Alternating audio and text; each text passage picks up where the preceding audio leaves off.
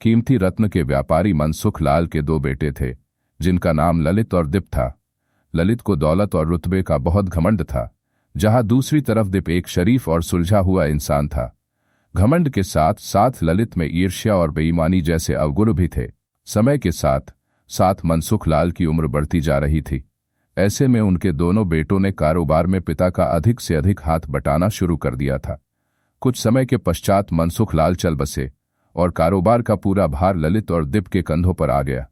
बड़ा भाई होने के नाते ललित ने व्यापारिक फैसलों में अपनी मर्जी चलानी शुरू कर दी। ललित बेईमानी और मक्कारी भरे फैसले लेने लगा। असली रत्न के नाम पर वह नकली रत्न का व्यापार करने लगा, जिससे उसका मुनाफा बढ़ने लगा। दौलत के घमंड में वह परिवार में उन्मादी जैसा व्यवहार करने लगा। दूसरी तरफ दीप को शुरू में ललित की बेईमानी का पता नहीं चला, लेकिन जब उसने उसके व्यवहार में परिवर्तन देखा तो पूरे माजरे को समझने में उसे ज्यादा देर नहीं लगी।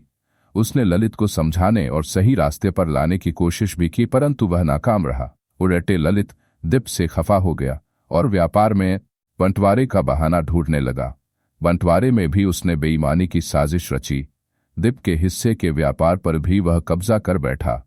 ललित के व्यवहार से दुखी होकर दीप ने शहर में दूसरी जगह अपना ठिकाना बनाया और रत्न के अपने व्यापार को नए सिरे से शुरू किया।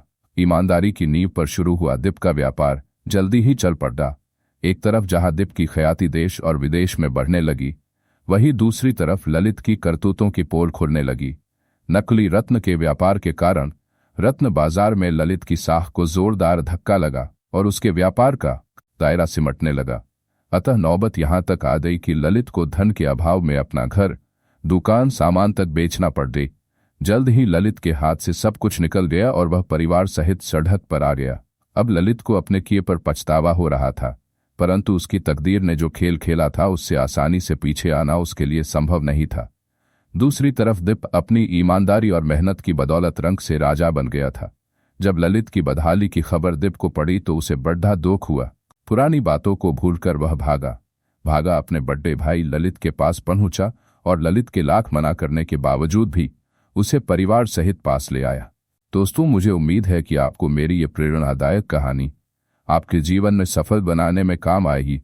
दोस्तों, ऐसी प्रेरणादायक कहानी सुनने के लिए आप हमारी चैनल को सब्सक्राइब कीजिए और लाइक कीजिए।